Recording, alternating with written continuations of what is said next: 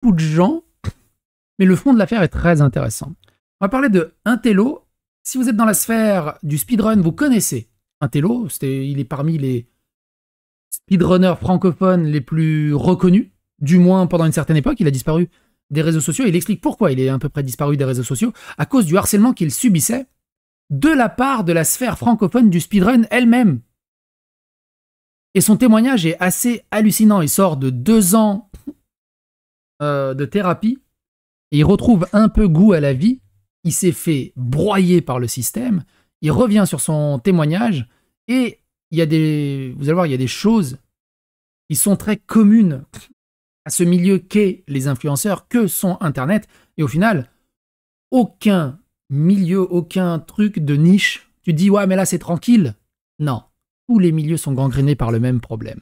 Il revient dessus et il y a 2-3 exemples dont il parle, qui me parlent à moi aussi en fait, que j'ai vécu aussi.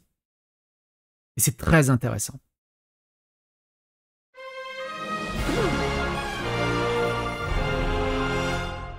Attention, please. Ça me fait penser que Intello, je l'avais rencontré dans un café à Paris, au Kawaii Café, pour ceux qui ont connu. Le café n'existe plus. Ils organisaient des soirées speedrun il y a une dizaine d'années, je dirais.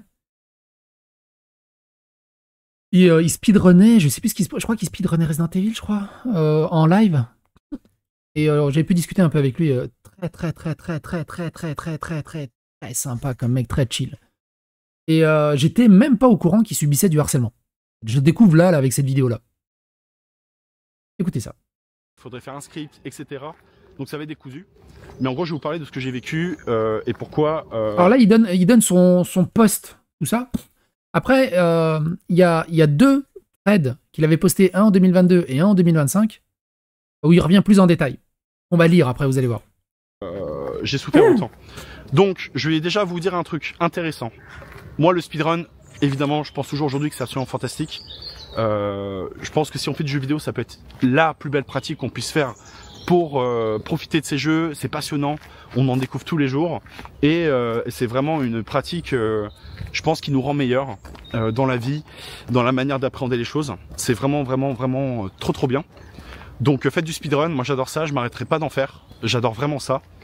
Donc voilà, donc c'est vraiment une passion qui me prend aux tripes. Mais c'est aussi une passion qu'on a voulu me pourrir et me gâcher. Et ça je pense que c'est le truc où j'en veux le plus presque. Donc j'ai un petit rappel rapide. Ça fait 12 ans, 13 ans que je suis dans le game, que je fais du speedrun, que je stream. Alors c'était sur eLive à la base, après c'était un peu de Twitch, un peu tout ça. J'étais à la Gaming Room TV aussi, où j'ai rencontré des gens super, hein, d'ailleurs là-bas. Et pas mal de choses. Alors faut savoir déjà, concrètement, je pense qu'aujourd'hui, ça fait 10 ans que ça va pas. 10 ans que je vais pas bien. Alors maintenant ça va, c'est pour ça que je vous fais cette vidéo. Parce qu'évidemment c'est difficile hein, de parler de ça quand on est en plein dans la sauce. Mais dites-vous voilà, en tout cas là ça... c'est... Rien à voir, mais j'ai jamais rien compris l'intérêt du speedrun. Je me dis que c'est un autre état d'esprit, c'est tout simplement un kiff. Alors juste comme ça, tu vois, par exemple, moi j'ai fait un tout petit peu de speedrun à titre récréatif, hein, personnel, notamment sur le premier remake du premier Tomb Raider. En fait, le jeu il se finissait en 8-9 heures et j'arrivais à le speedrunner en 2 heures, 2 heures et demie, je crois. En fait, il y a certains types de jeux, ils sont juste fun à speedrunner parce que tu utilises des glitches, tu fais péter le jeu et tout. Et c'est une espèce de course à la montre qui est rigolo. C'est une course en fait. Et il y a des jeux qui sont très fun à speedrunner parce que tu utilises des mécaniques, des glitches, des trucs qui te renouvellent tout le temps le truc. Après, il faut aimer. Moi, j'aime bien. Moi, j'adore le speedrun. Hein. J'adore le speedrun. Ça a été un long chemin, c'était compliqué. Et tout ça parce que en fait, j'ai subi du harcèlement qui m'a fragilisé sur tous les points. Et ça a un peu effet boule de neige. Et ça, c'est un truc souvent on n'en parle pas. C'est que quand on se fait harceler hardcore, ça a un effet boule de neige derrière qui fait que notre comportement, forcément, on devient craintif. Moi, j'essaie un peu toujours de surpasser ça. Donc forcément, c'est maladroit, ça fonctionne pas. On se sent nul. Et derrière, les mecs qui, entre guillemets, mecs et nanas qui sont à la base de ça, forcément... En fait, ils vont jouer là-dessus, vous mettre encore plus la pression, et donc vous êtes dans un truc où vous marchez sur des zones non-stop, et il faut surtout pas faire la moindre erreur, sinon ça voudrait dire que vos harceleurs ont raison. Donc ce qui se passe, c'est que moi j'ai fait 2 ans là de psychothérapie, mais il faut savoir... Ça, c'est intéressant ce qu'il dit. T'es tranquille, tu fais une petite erreur aux F comme ça, c'est fini. Tes harceleurs, ah t'as vu, il a fait ça, et puis ils te lâchent plus les couilles pendant 2 ans. Alors que eux, ils font des dingueries tous les jours, mais ça passe. Ah, c'est dingue.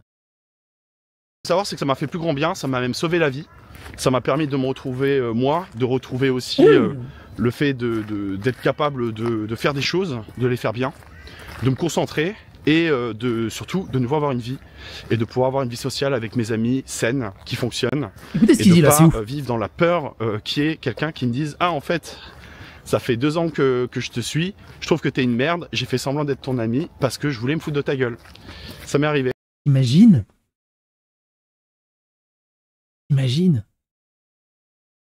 De faire passer... Et ça, j'en ai eu aussi. Hein. J'en ai croisé sur les réseaux sociaux. Des gens qui disent « Ouais, je fais semblant d'être super pote avec Psycho, je lui envoie plein de compliments et tout, alors que c'est un gros racelard de merde de mes couilles et tout. Ça me fait hurler de rire quand il me remercie que je le caresse dans le sens du poil, ce gros bâtard et tout le bazar. » Ou tout simplement, hein, des amis qui se font passer pour amis IRL pour diverses raisons variées. Et au final, à la fin, ils te disent « Non, mais je me foutais de ta gueule, hein, si j'étais ami avec toi, c'était pas pour ça. Hein. » Des gens qui font semblant d'être ton ami, c'est ouf. Oh, putain, Vivre dans la peur qui est quelqu'un qui me dise « Ah en fait, ça fait 2 ans que je te suis, je trouve que t'es une merde, j'ai fait semblant d'être ton ami parce que je voulais me foutre de ta gueule. » Ça m'est arrivé et c'est pas rigolo et ça m'est même arrivé dans des relations intimes. Donc autant vous dire que c'est le fun. Et t'imagines donc la question, tu sais, ça rejoint un peu le truc du trop beau, trop con. Ou du coup, après, t'as peur d'avoir des amis, t'as peur de te resociabiliser, t'as peur de te refaire prendre en traître, ou que ça te réarrive. C'est horrible. C'est horrible. Moi, on va dire, entre guillemets, j'ai passé l'étape d'au-dessus, c'est-à-dire que je m'en fous. C'est pas parce que ça m'est arrivé 1 fois, 2 fois, 3 fois, 4 fois, 5 fois, 6 fois, que je vais changer. Je prendrai la nouvelle personne qui vient, comme elle vient. Puis si elle se fout de ma gueule, bah elle se fout de ma gueule, je m'en fous. Moi, au moins, je reste droit dans mes bottes, quoi. Faut être un peu fou pour faire ça quand même, surtout sur 2 ans. Ah bah ça, hein, tu sais, des copains qui font comme ça, qui font copain-copain, puis derrière, ils te cassent bien du sucre dans le dos, puis ils discutent pendant longtemps avec des MP très privés ou très tranquilles avec toi, puis derrière, ils copie-collent les MP à tes harceleurs, à tes haters, pour dire « Ah, t'as vu, il a dit ça sur toi, qu'est-ce que t'en penses ?» et tout le bazar, alors que c'était des MP privés, tout le bazar, bref. En gros, bon, je pense qu'on a tous un petit zioclo dans son entourage. Même si ça se passe bien moi avec les gens en général, j'ai quand même ce truc là où je me suis dit non mais c'est bon en fait, je peux plus me prendre la tête et me faire des nœuds au cerveau. Parce que ben voilà, en fait je me suis fait humilier, harceler sur le physique, sur ma manière de parler, d'articuler, en fait surtout sur des trucs même débiles. Et en fait ça m'a complètement brisé parce que j'étais dans une période fragile de ma vie. Et j'ai pas réussi à m'en remettre. Donc la psychothérapie m'a permis de rattraper ça, de rattraper en partie 10 années de harcèlement. Vous vous rendez compte, 10 ans à se faire harceler. J'ai 34 ans, ça fait depuis que j'ai 23 ans en fait que je me fais harceler. C'est quand même un truc de fou. Et par un peu le même groupe, vous voyez. C'est pas genre comme si j'étais un appât harceleur. Il fait quoi comme speedrun? Bah tiens, on va regarder, attends.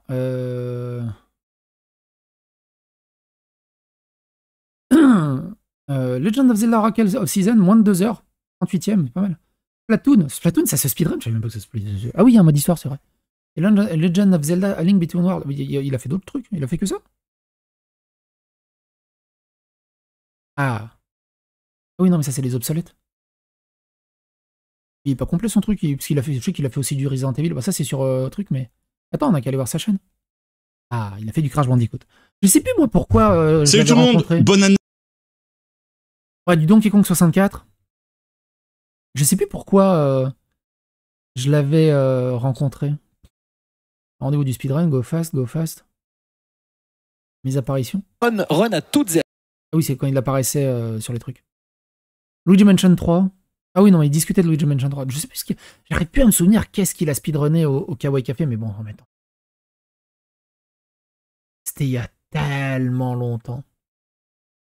Ah, mais il a fait aussi Sekiro. Sekiro. Il l'a fait en combien? C'est où? Putain, c'est mal aux yeux. Sekiro, Shadow Die Twice. Pure diffusion, quoi. En 1h19. C'est pas pour faire du multitâche. All Beats juste... Memory. Propre. Bon, bref. Moi, je crois que c'était sur Resident Evil, mais je peux me tromper. Hein. C'est que vraiment, c'est en fait les conséquences de ça. C'est-à-dire que si aujourd'hui, il m'arrive un truc, un peu une dinguerie et tout, il y a de grandes chances que ce soit lié à ces gens-là et à des trucs d'il y a 10 ans et tout, quoi. Vous vous rendez compte? Donc, non, c'est trop grave.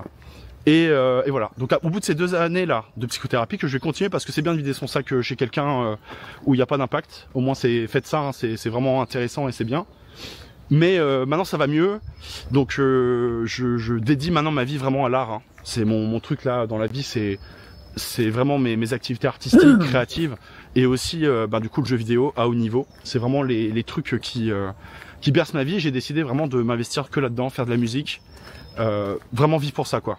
Aller le plus loin possible là-dedans et peut-être y trouver des réponses que je cherche. Voilà, c'est l'art, quoi. Donc voilà, c'est vraiment comme ça que je vis les choses aujourd'hui. Et puis surtout, maintenant, j'ai repris confiance en moi. C'est ça le truc, comme tu dis, hein, Denver, c'est t'as plus confiance aux gens. Bah, ça arrive, hein. Malheureusement, ça arrive. Mais moi, j'ai pas envie de perdre ma confiance en gens à cause de quelques blaireaux, en fait. C'est pas grave, hein. Je passe pour un bourricot, je passe pour un bourricot. Je vis ma vie pleinement. Voilà, donc ça a quand même pris des années et 2 ans de psychothérapie.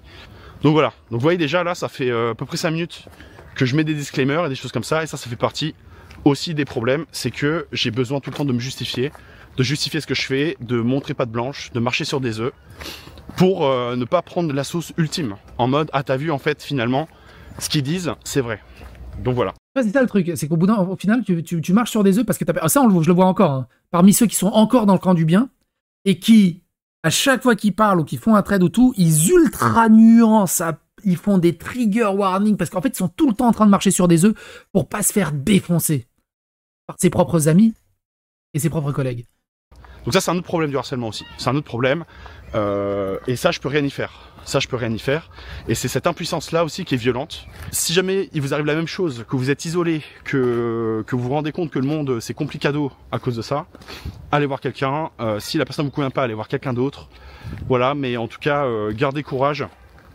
Et dites-vous que c'est injuste, que parfois c'est totalement random. Il n'y a pas une histoire de ah, peut-être que machin, c'est juste pas de chance. Vous avez rencontré les mauvaises personnes, mauvais moments. Et voilà. Et puis la société aussi, qui a besoin de bouger par rapport à ça, mais ça, je vous apprends rien.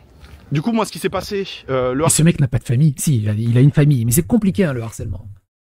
Compliqué. Même si t'as de la famille, c'est compliqué aussi. Le harcèlement que j'ai subi par rapport à ça, ça a été beaucoup de choses. Ça a été, pareil, parfois, ça a été des menaces de mort, ça a été beaucoup d'insultes. Je vous parlais tout à l'heure de destruction physique, sur ma manière de parler, ma manière d'être, sur tout ça. Alors, sur physique, moi, enfin, je veux dire, il est ultra beau gosse. Même moi, je pourrais être gay si j'étais pas marié. On l'attaque sur quel physique? Sur quel détail du physique? Qu'il a une boucle d'oreille?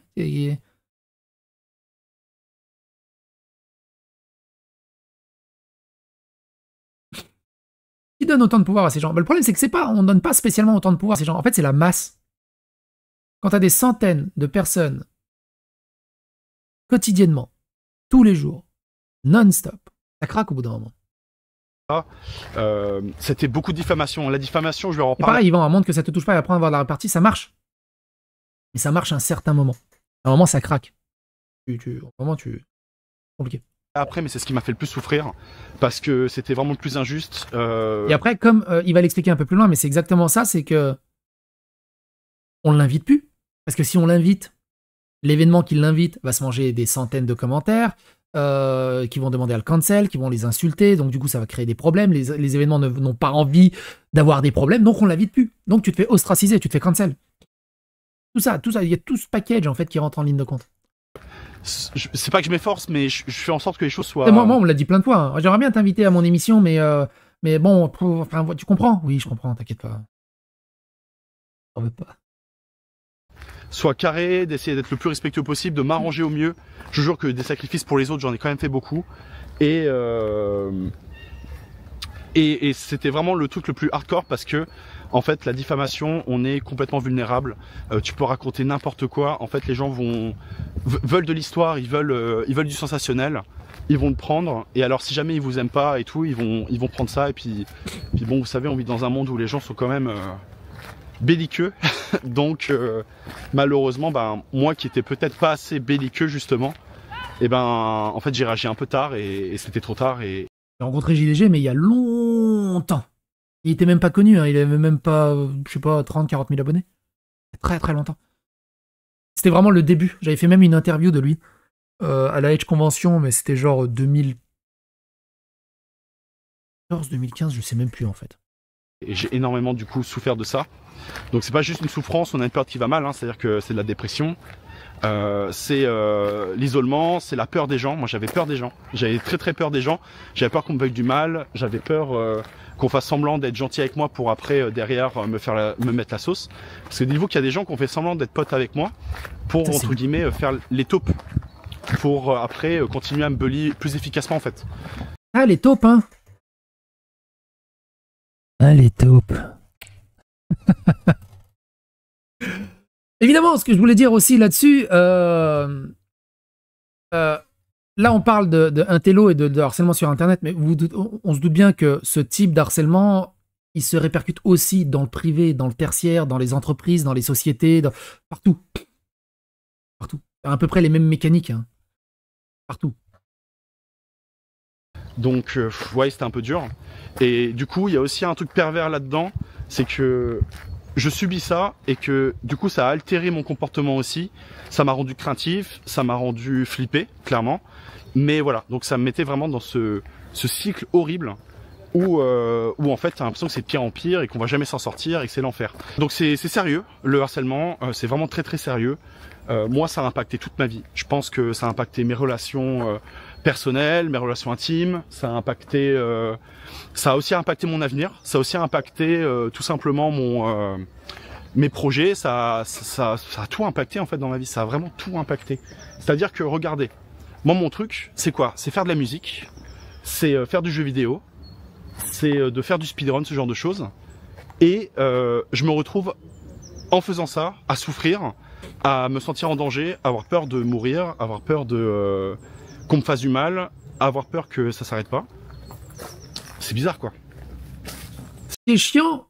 Alors, c'est là où on va rentrer dans un double discours où moi j'ai le cul entre deux chaises. C'est que c'est horrible ce qui lui arrive, on est d'accord. Je comprends totalement qu'il ne cite personne.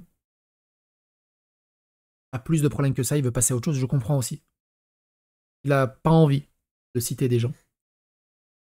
Mais en même temps, vous allez voir sur son thread, il explique bien que c'est des très gros qui ont des très grosses carrières aujourd'hui, et du coup qui sont idolâtrés par des gens, qui sont adulés par des gens, qui sont supportés par des gens. Alors que c'est des horribles personnages, ils sont extrêmement gentils devant la caméra, et c'est des gros honnards derrière la caméra.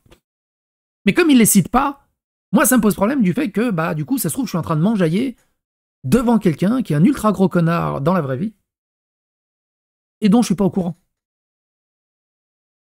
Et il y a toujours donc cette ambivalence de on peut pas dire qui c'est, mais en même temps, il faudrait dire qui c'est. On va en parler après. C'est bizarre, c'est pas normal. C'est pas normal en fait. C'est quand même pas normal que je sois plus flippé à me relancer dans le streaming que aller affronter une marmule de 1m93 en kickboxing K1. C'est pas normal. Mourir, faut pas déconner non plus.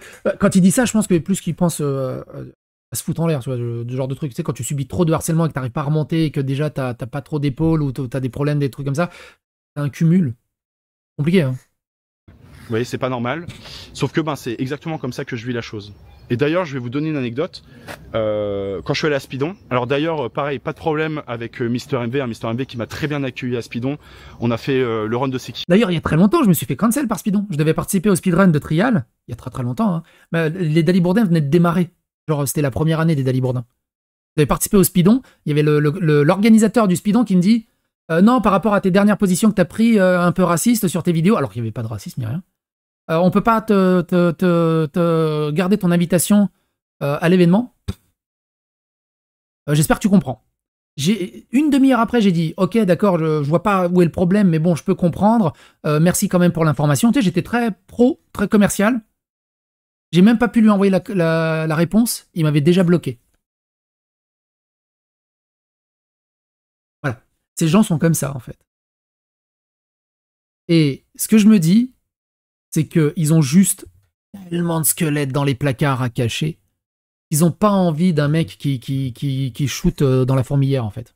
Tiro, ensemble, il était complètement mort, il a été super avec moi. Je pense qu'il a été content de ce qu'on a fait. Et si j'étais à Speedon, c'est sans doute en grande partie grâce à AMV, quoi. Donc voilà, donc vraiment pas de problème là-dessus. Pareil, j'ai entendu, c'est même pas moi, c'est la personne avec qui je bosse qui m'a donné ce retour, comme quoi j'avais dit que j'aimais pas Speedon et que Speedon c'est de la merde. Et il a eu ça, en retour ça, dans le milieu professionnel. Dans l'aspect pro, pas l'aspect entre potes influenceurs ou potes streamers, je sais pas quoi. Vous voyez? Donc ça aussi, ça c'est, vous voyez, c'est pour vous dire, et c'est récent, hein. Ça date d'il y a 1 an, je crois, ou quelques mois, je sais plus. Donc voilà, pour vous dire que le harcèlement, la diffamation et tout, a encore un impact aujourd'hui. Donc déjà, je peux vous le dire, hein, moi, Speedon, je regarde pas Speedon. Pas parce que j'aime pas Speedon, je regarde d'ailleurs les runs des potes quand ils passent à Speedon, mais parce qu'en fait les marathons speedrun ça fait 10 ans, 12 ans. On va avancer un peu à 13-40. Vous voyez ce que je fais les vrais bois. Aujourd'hui ça s'est atténué, et donc voilà, c'est un cul, et voilà. Il y a aussi un autre truc important, c'est que ça a aussi touché pour moi le professionnel, parce qu'aujourd'hui c'est mon activité, hein, de faire du speedrun, du streaming, tout ça. Et il y a des émissions, des trucs où on m'en a parlé et on m'a dit, ah en fait, je peux pas t'inviter parce qu'il y a des gens qui veulent pas que tu participes. Alors pas parce qu'on s'entend pas, moi je comprends en fait, à un moment on fait une émission ensemble ou des trucs ensemble, on s'entend pas, il y a pas de problème. Mais non, c'était pas du tout pour ça, c'était parce que en fait les gens qui voulaient m'inviter, il y en a eu 3 quand même, hein, c'est énorme, hein, vous vous rendez compte, 3. Ils voulaient pas m'inviter parce que sinon, s'ils m'invitaient, ils allaient avoir des problèmes. Et ça, c'est pareil. Hein. Plein de gens qui voulaient m'inviter et après ils reviennent. Ouais, finalement, je peux pas t'inviter parce qu'il y a machin qui m'a dit que blablabla. Donc du coup, j'espère que tu prends pas mal, mais moi j'ai rien contre toi. Ouais. Écrase-toi, je t'en veux pas. On allait les emmerder en fait. Et ça, voilà. Et ça a eu. Mais bon, je peux pas leur en vouloir de pas vouloir se faire emmerder, quoi. Mais par contre, on va dénoncer cette hypocrisie. Parce que du coup, à crever l'abcès, à dénoncer ce genre d'hypocrisie, à ce genre de pression, bah pour moi, ça réduirait la pression à ce genre d'acte. Et en fait, là, ça ne fait que me faire monter la pression jusqu'à ce que ça pète. Un impact aussi sur l'aspect professionnel. Voilà. Donc ça, c'est quand même... Parce que ça n'intéresse pas spécialement le gaming, hein, tout simplement. Ça craint, quoi. Ça craint. Et encore, comme je l'ai dit tout à l'heure, encore aujourd'hui, j'ai des retours, des trucs liés toujours aux mêmes personnes, toujours au même... à la même team, quoi. Vous voyez? Donc c'est un peu délicat. Et moi, je vais vous dire pourquoi je trouve ça, en plus de ça, vraiment injuste, parce que c'est des gens avec qui je me mélange pas du tout depuis X années. C'est des gens que je n'ai pas vus physiquement et avec qui je n'ai pas interagi depuis au moins 7 ans, je pense facile, 7-8 ans, facile. Et encore aujourd'hui, je me mange dans la tronche. Et ça, c'est... Bah, regardez, hein, tout simplement, Astérion, Sardoche, ça fait quoi, 10 ans où t'as les mêmes haineux. Imaginons qu'ils avaient 18, 19, 20 ans à l'époque. Aujourd'hui, ils ont 30 ans, 35 ans, et ils continuent leur harcèlement de Sardoche et d'Astérion. Je prends eux en exemple parce que c'est ceux qui me viennent à l'esprit là actuellement, mais il y en a plein. C'est quand même très très dur. Je pense que si vous regardez ce que je fais, vous voyez bien qu'au niveau des de ce que je vous partage, de ce qu'on partage ensemble et de ce que je vous dis quand je dis les choses sincèrement, il y a... Ou encore Thomas Series et tout ça. Il y a rien, quoi. Il y a rien de taclable, il y a rien qu'on puisse... Enfin, je veux dire... Et à 16-30, il y a ça qui est intéressant. C'est comme ça. De psychothé truc de me dire merde, mais on va me dire oui, mais quand même, d'un côté, tu l'as un peu mérité, quoi. Ça, c'est trop l'enfer. Donc voilà. Bon, écoutez, c'était un peu parti en cacahuète. Ça, tu l'as quand même un peu mérité face aux arguments et aux prises de position que t'as tenues quand même. Ah ouais. Violée parce qu'elle avait une jupe trop courte. Ouais. Je me suis un peu laissé aller, un peu dans la merde, vous partagez ça, mais dites-vous que Astérion, bah, il est dans le jeu vidéo et dans le manga. Le manga, c'est pas mon trip. Le harcèlement que j'ai subi m'a valu des traumatismes psychologiques très forts, un vrai impact sur ma vie professionnelle, un vrai impact sur ma vie personnelle, et que je pense que je ne guérirai jamais de ça totalement. Mais voilà, c'est la vie. Et aujourd'hui, les choses sont positives. J'ai un environnement qui est très cool. J'ai quand même rencontré des gens vraiment super qui ont vu du beau en moi, alors que franchement, j'allais très très mal. J'allais très mal pendant des années et des années. Je sais même plus pourquoi il... Est-ce que quelqu'un se souvient, c'est quoi le début du truc? Mais ils ont quand même réussi à trouver du beau et à m'aimer. Donc bah merci à vous, vraiment ça m'a touché. Je pardonne les personnes qui sont venues s'excuser, parce qu'il y a quand même des gens qui sont venus s'excuser de ce harcèlement-là, souvent très tard, hein, après 7, 8, 9, 10 ans. Alors mine de rien, ça c'est vrai aussi, il y a des gens qui viennent s'excuser, et c'est ça où je voulais rebondir là-dessus, puis on va passer à son trade. Des gens qui viennent s'excuser, un peu comme Thomas Erix et tout ça. Même moi, il y a des gens qui sont venus s'excuser du harcèlement qu'ils m'ont fait subir. Ils avaient avoué le harcèlement et tout le bazar, l'époque de MJ et tout ça, ils se sont excusés. Ok, merci, c'est gentil. 6 mois après, ils recommencent.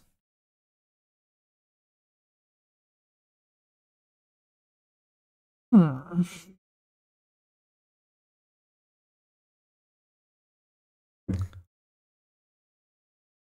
bref. Son trade. Alors, il y a deux trades. Il y a un trade de 2022 et il y a une mise à jour en 2025. Donc, son trade en 2022, il disait ceci. Le harcèlement que j'ai subi pendant des années dans le speedrun français, hello. Je commence avec un petit disclaimer pour vous dire que tout va bien pour moi aujourd'hui et que c'est le moment parfait pour parler du harcèlement que j'ai subi. Je speedrun depuis une dizaine d'années et je stream en loisir depuis tout autant. Je me suis professionnalisé depuis environ 2 ans et j'ai la chance de pouvoir m'épanouir dans mes projets. Mais ça n'a pas toujours été le cas et ça a été des années de reconstruction. J'ai été harcelé pendant des années par les gens de la communauté speedrun française. Ils sont aujourd'hui toujours présents, et plus précisément dans les organisations d'événements bien connus.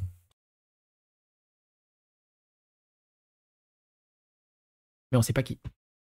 Évidemment, ils ne s'en cachaient pas et certains sont devenus de très très gros streamers. Mais on ne sait pas qui. Et ça, on en a un. Malheureusement. C'est là où tu dis, mais... savoir quand même. Ça passait par de la diffamation, je n'ai pas eu la chance d'entendre tout ce qui peut être dit, mais ça allait du fait que j'étais homophobe. Homophobe. Je veux dire, Dieu. À quel moment il est homophobe, il a une boucle d'oreille? Je veux dire, ça se trouve, il est gay. Que j'envoie ma communauté harceler d'autres honneurs, ça c'est leur spécialité. Hein. Ah, mais tiens, il envoie la communauté harceler, alors que bon, jamais de la vie, mais bon. Que je trichais, bon. Et aussi que je voulais du mal. Évidemment. Des gens qui venaient sur mes streams avec des alts, donc des comptes secondaires, des comptes cachés secondaires, et parlaient comme si de rien n'était pour ensuite se mettre à insulter les gens du chat et m'insulter. Alors ça aussi, très souvent, hein, t'as des blaireaux qui viennent avec des comptes secondaires, moi aussi, hein, on l'a vécu plusieurs fois hein, sur le chat, pour ceux qui suivent les lives, des gens qui viennent avec des comptes secondaires, qui insultent ou qui sont infâmes, juste pour que toi tu insultes, ils pensent que tu vas t'énerver et que tu vas péter un câble, et comme ça, eux, ils vont clipper ce passage et dire « Regardez comment il est toxique !» Et scandaleux. Voilà. Et le mec a 30 ans, 40 ans...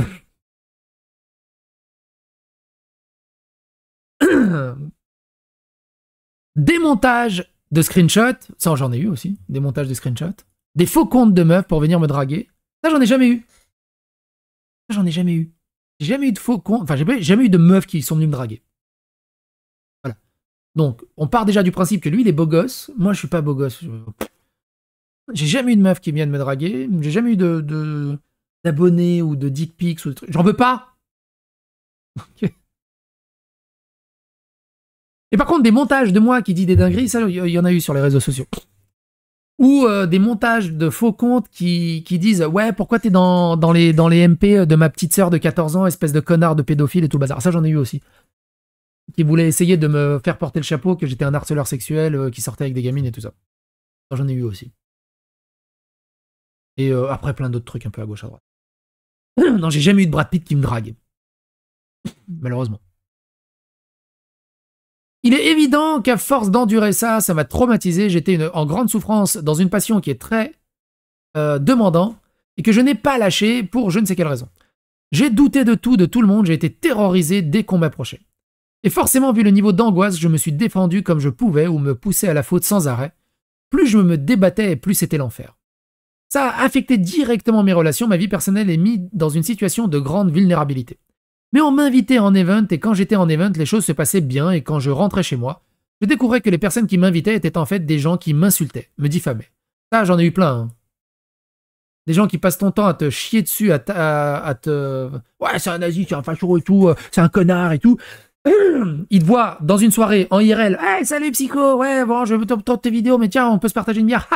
C'est génial et tout. Puis derrière, t'as ses collègues à lui qui viennent voir. T'as bu une bière tout sourire avec psycho? Non, mais psycho, t'es un facho, c'est un nazi, puis il fait des traites pendant des mois et des mois et des années pour se rejustifier auprès de sa communauté. Ça, c'est Archeotoys, par exemple. Qui encore aujourd'hui continue à me chier dessus. Parce qu'il s'est fait griller en train de rigoler avec moi. Pendant une soirée, en IRL. Quoi que je fasse, les souffrances étaient quotidiennes. Je n'ai pas parlé du fait que certaines de mes relations amoureuses ont été visées, que ce soit des insultes, des messages anonymes odieux, ou alors même parfois... J'ai pris un au pif, hein, mais il y en a plusieurs. Ou alors même parfois prises pour cible et sexualisées. Tout cela se passait quasiment au quotidien pendant des années. Mais ça a été une boucle sans fin à laquelle j'ai mis fin il y a 2 ans en m'écartant totalement de la communauté SpeedrunFR.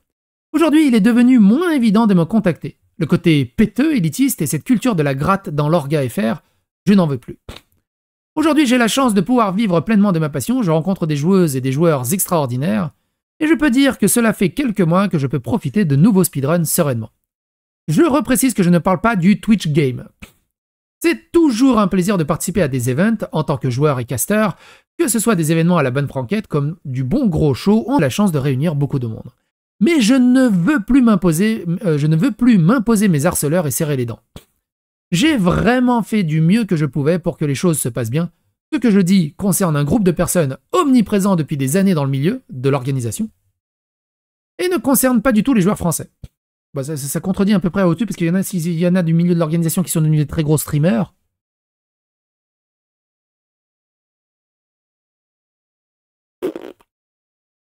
Pico, t'es beau gosse, t'inquiète pas, en plus d'être beau de nos jours, il faut pas grand-chose. Non mais je sais que je suis beau gosse, hein. Moi, je fais partie des plus beaux qui existent sur cette planète, j'ai eu de la chance. Ma grand-mère m'a toujours dit, mon petit-fils était le plus beau, et toujours croire ses grands-parents. J'en profite pour remercier toutes les personnes qui m'ont soutenu dans tout ça. Certains n'ont pas fermé les yeux sur ce qu'il se passait, et je sais que ça n'a pas été une position très confortable. Je sais que vous n'êtes pas là pour ce genre de post chaotique et mal écrit. Mais même si je vous raconte pas des dossiers croustillants comme les réseaux sociaux adorent, c'était important pour moi de vous partager mon expérience. C'était très violent et aujourd'hui, à 32 ans, je me sens obligé d'en parler. Je ne me remettrai jamais de tout ça, mais on va mettre de l'énergie dans les belles choses qui arrivent, prenez soin de vous. Et donc en 2025, il a ressorti un petit thread à ce sujet. Je viens faire une mise à jour de la situation, c'est la 2e fois que je parle publiquement, mais c'est le bon moment. Le thread que j'avais fait était loin d'être exhaustif, mais c'était déjà pas mal. J'ai suivi 1 an et demi de suivi psychologique depuis ce thread pour me reconstruire. Même si j'ai grandi dans un cadre familial très spécial, ce qui a demandé le plus gros du travail et le harcèlement que j'ai subi. Il y a eu un impact de ma vie privée et professionnelle.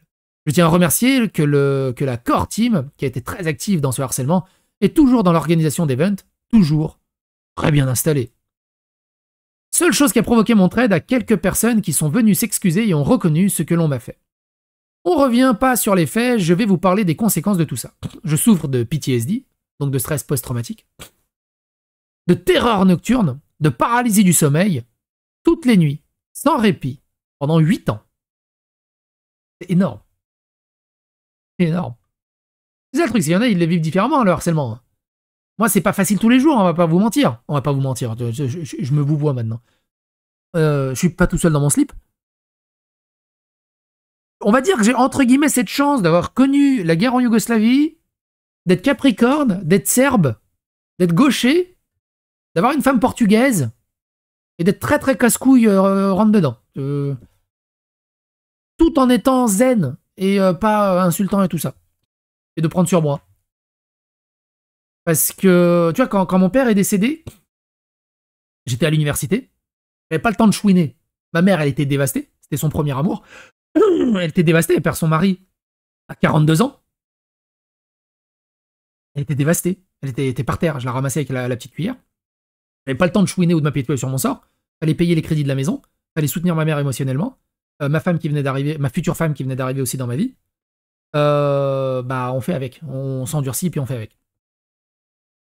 Moi, c'était très compliqué hein, de tenir ça. Plus après, j'ai connu des trucs en Yougoslavie et tout le bazar. Mais déjà, rien que ça t'endurcit, on va dire, quelque part. Mais moi, je me rappelle, hein, quand mon père a décédé, j'avais quasiment plus de but. Je me dis, merde, qu'est-ce que je vais faire? Aujourd'hui, j'ai 42 ans. C'est-à-dire qu'aujourd'hui, j'ai l'âge où mon père est décédé. Et psychologiquement, c'est chelou. Psychologiquement, c'est très chelou. J'ai l'âge où mon père est décédé. Moi, j'avais la vingtaine quand mon père est décédé. Il m'a eu jeune, il m'a eu à 19-20 ans. À 20 ans, 20 ans, 21 ans, 21 ans. Et moi, j'ai pas envie de mourir, là. Il y a tellement de choses à voir. Et c'est compliqué, cette relation. Elle est très compliquée. Et du coup, comme j'ai perdu mon père à une vingtaine d'années, c'était très compliqué. Mais comme j'avais le but où il fallait que je supporte ma mère et je supporte le taf, il y avait ma femme. Et après, ce qui m'a, entre guillemets, sorti de cette boucle très compliquée, c'est au moment où je suis devenu papa. Quand je suis devenu père, bah, c'était mon nouvel objectif, en fait. C'est-à-dire que voilà, c'est mon nouvel objectif. Ma nouvelle raison de vivre, entre guillemets, elle était là. Et je suis père. Mais c'est super bizarre. Et c'est très bizarre. Voilà. C'est compliqué. Des fois, j'y pense. C'est compliqué. Mais bon, bref. Et donc, c'est pour ça que je peux comprendre, quand tu te chopes du harcèlement, du truc comme ça, que t'as une vie un peu désastreuse, dévastée et tout, c'est compliqué. C'est compliqué. Et du coup, je sais pas s'il a une femme, un gamin et tout, je pense pas.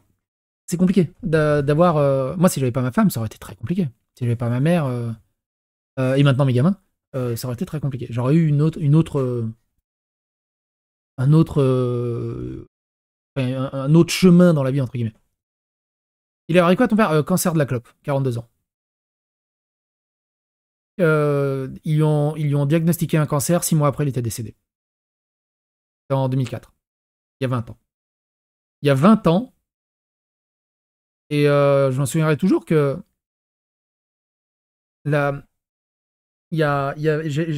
pour faire un parallèle, dans mon ancien taf, quand je travaillais dans le parapétrolier, il y avait une nana à la comptabilité. J'adorais travailler avec elle. Elle était incroyable. Elle était incroyable. J'ai travaillé avec elle pendant plus de 10 ans. Et elle a eu la sclérose en plaques et elle est décédée de la sclérose en plaques après. J'étais dévasté. J'étais en larmes quasiment tous les jours. Et non-stop avec elle, je rigolais non-stop avec elle, c'était fulgurant. Et en plus de ça, j'avais ces gamins en stage avec moi. C'était mes stagiaires et mes alternants. C'est un enfer. Et je me souviendrai toujours, la grande sœur, qui, au moment où sa mère est décédée, et donc 1 semaine ou 2 semaines après, elle est venue chercher les affaires de sa mère. Elle était en larmes, évidemment. Et je l'aidais à emmener les affaires dans sa bagnole, et elle m'a dit... Dalibor, parce que je m'appelle Dalibor pour ceux qui ne savent pas, comment tu fais, je sais que ton père est décédé il y a quelques années, comment tu fais pour vivre avec cette douleur? Est-ce que cette douleur, elle passe? Et moi, je lui ai dit, je vais pas te mentir, la douleur ne passe jamais. On apprend juste à vivre avec. Et même 20 ans après, quand je pense à mon père, en fait, la douleur, elle est identique au début. En fait, elle est toujours là. C'est juste qu'on apprend à vivre avec. Et c'est très, très compliqué. Mais bon, c'est la vie. Et les aléas de la vie. C'est très compliqué. C'est pas l'ordre... C'est pas... Mon grand-père, du coup, il disait, c'est pas l'ordre naturel des choses, quoi. Tu perds ton fils, c'est pas l'ordre naturel des choses. Bon, bref. Bref. Impact sur ma vie personnelle, intime, angoisse irrationnelle de se retrouver en danger. Pour les conséquences liées à mes passions, projets. Stress intense lorsque mes streams recommencent à bien fonctionner, car c'est à ce moment-là que le harcèlement reprenait. La diffamation qui impacte directement ma vie professionnelle, des graves problèmes de santé. Aujourd'hui, grâce à la psychothérapie, j'ai réussi à régler la grande majorité de ces problèmes. Alors pareil, quand mon père est décédé et tout le bazar, on m'a proposé des psychothérapies, des trucs de psy, j'ai tout envoyé chier. Je suis un peu serbe aussi à la base. On est un peu casse-couille quand on est énervé, ou quand on a des trucs. On est très repousse-poil, rebousse, je sais pas comment on a dit ça. Lâchez-moi, je veux juste être dans ma grotte, lâchez-moi, je me mets sur mes jeux vidéo et basta. Et sais plus si c'était un psy à 2 balles ou un truc comme ça, il disait... ou un copain, il disait, tu le vois comment, là tu vois le verre à moitié vide ou à moitié plein? Je vois le verre qui est 2 fois trop grand. Dégage, lâche-moi. C'est tout. Ça m'a rendu vulnérable et a participé au fait que je pouvais facilement me retrouver sous emprise. Et ça a fini par atteindre ma santé très sérieusement. J'ai eu un malaise et je me suis réveillé avec une amnésie partielle, où il était impossible pour moi de me rappeler des gens que je connaissais. Je ne savais plus si je les avais déjà vus ou non, et ce sur les 4-5 dernières années. Ça a été la goutte de trop, et ma santé m'a fait comprendre qu'avoir encaissé... Il a fait un mini AVC, quoi, quasiment. Ma santé m'a fait comprendre qu'avoir encaissé toutes ces années me rongeait et m'avait fait énormément de mal. Couplé avec des soucis perso, ça a juste tout fait exploser. Donc oui, le harcèlement n'est pas un jeu et ça a changé toute ma vie.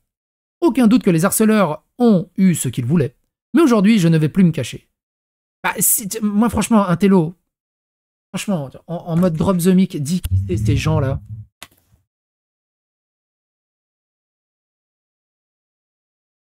Et là, ta page, elle va faire fini. Ça tient du miracle, et j'ai pu aussi bien me reconstruire avec ces 2 années de suivi psy. Mais bon, je peux comprendre qu'il n'a pas envie de retomber là-dedans. Et ça paraît futile, mais il y a une chose qui m'a fait plus de mal que les autres. La diffamation, c'est le truc qui m'a détruit. J'ai toujours été loyal, intègre, et je m'efforce du mieux que je peux, de ne pas dévier de ma route. Pas de trahison, je ne laisse tomber personne. Mais la diffamation que j'ai subie depuis 10 ans, ça m'a détruit. Et je suis totalement impuissant face à ça. Je devais constamment marcher sur des œufs. J'ai eu à plusieurs reprises des gens qui me disaient « Ah mais en fait t'es sympa » après avoir passé un event avec eux, ou au contraire bloqué par des gens que je n'ai jamais rencontrés. Alors ça c'est pareil. J'en ai rencontré des gens comme ça. « Ah mais en fait t'es sympa dans la vraie vie ».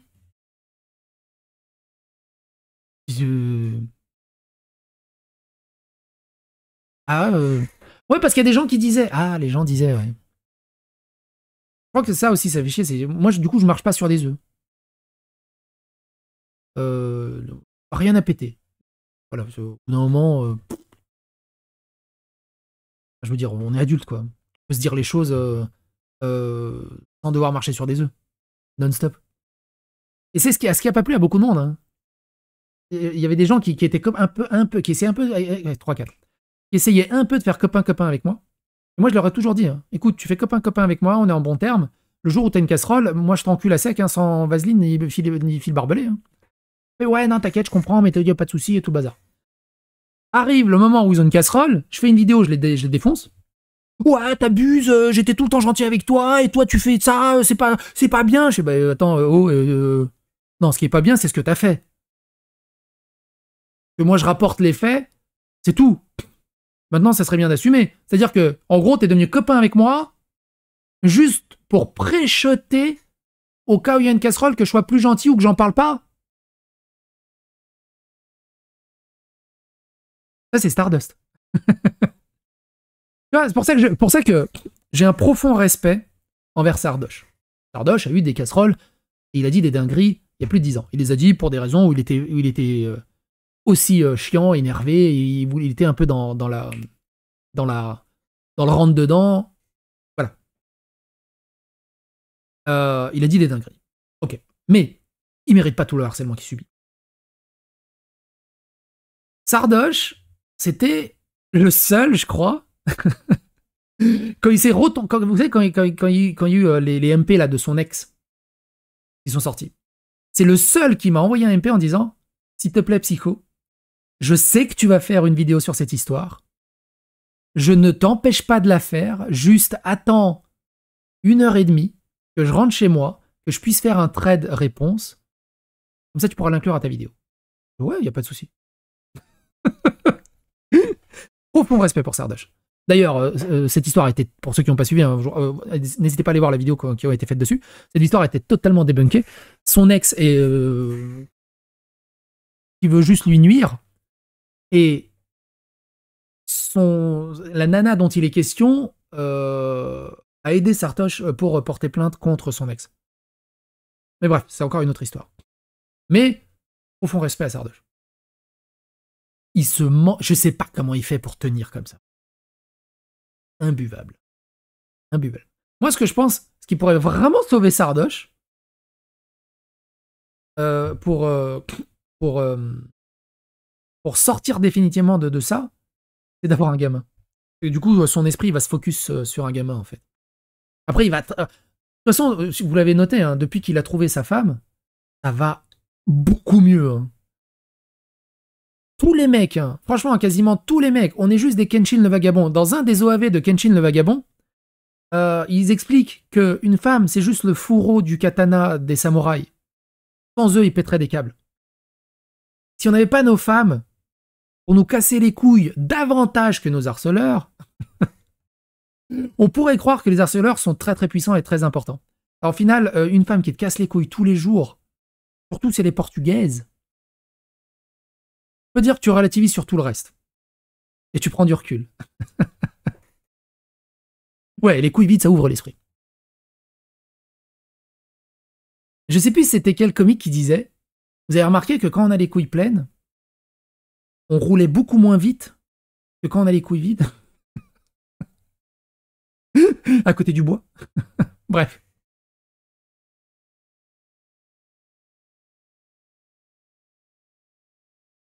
Est-ce qu'il serait réellement capable d'être père? Écoute, moi, j'étais un gros gamer, no life. J'étais à l'université un peu à gauche à droite. Voilà, bref. Aucune maturité ni rien.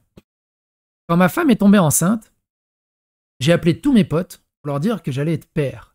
Ils m'ont tous explosé de rire à la gueule. Toi, père! Pouah ils sont tous foutus de ma gueule. Moi aussi, je me voyais pas père. Hein. Je me voyais absolument pas père. Enfin, je voulais être père, mais je me voyais pas père, tu vois, avec tout ce que ça engendre. Et au final, c'est un déclic qui se passe dans ta tête. Les conneries, c'est fini. C'est un nouvel objectif. Sardoche, c'est un ultra gros gamer. Il a un gamin, il va rentrer en mode tryhard, speedrun, je vais être le meilleur papa du monde. Je pense que je lui fais entièrement confiance là-dessus.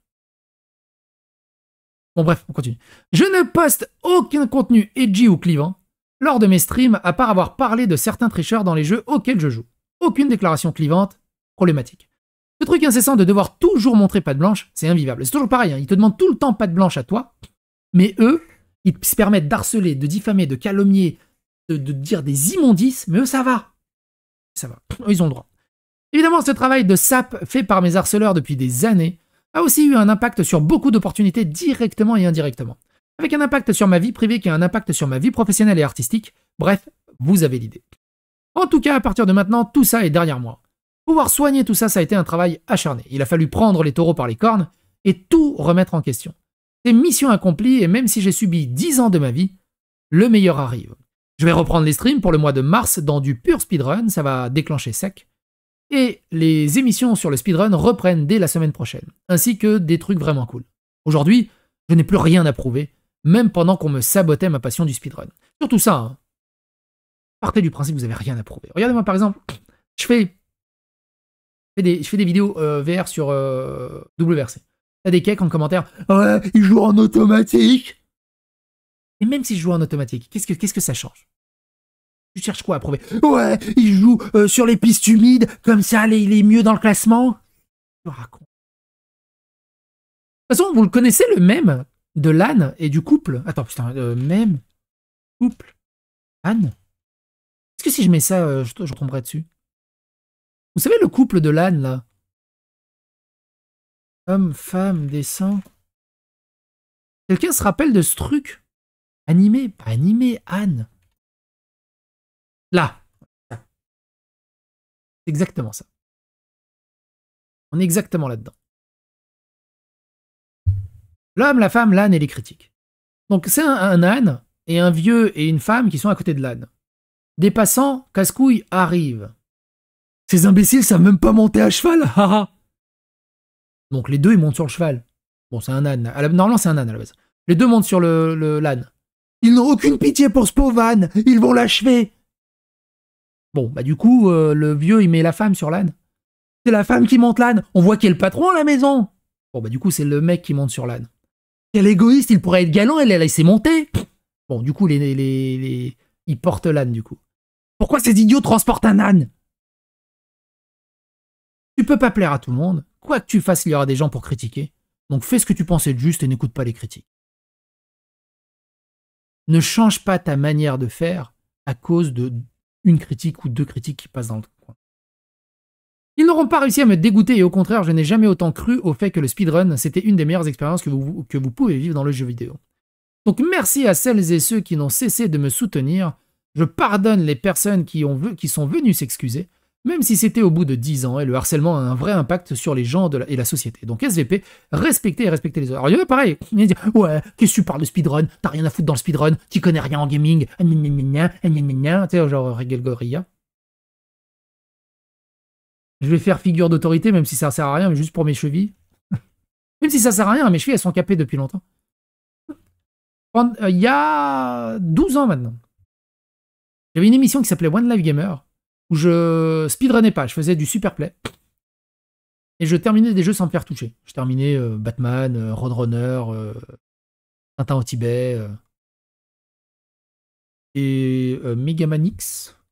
Qu'est-ce que j'ai fait aussi? J'ai fait le Roi Lion. Ouais, j'ai fait le Roi Lion aussi. J'ai fait une dizaine de jeux comme ça. Bref. Et toi? Quoi tu joues?